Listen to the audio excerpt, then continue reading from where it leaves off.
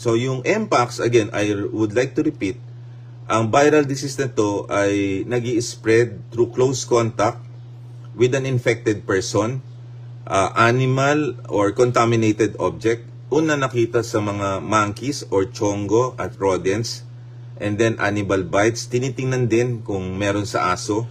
Spread from animal to humans, and then skin to skin, sex or touch, and then mouth to mouth, and then mouth to skin. Kaya lalong bumibilis. At ang presentation nila ay may lagnat na may rash, which is painful with enlarged lymph nodes, at tatagal ang sakit mo na mahigit na 2 hanggang 3 linggo.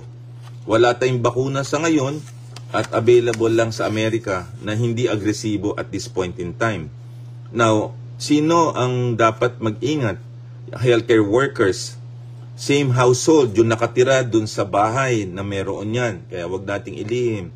Close, yung mga community na meron dyan, multiple sex partners. Ayan, yan ang katulad ng HIV. Dapat alam ninyo. Now, ang DOH data, ang sabi, more cases in April versus May.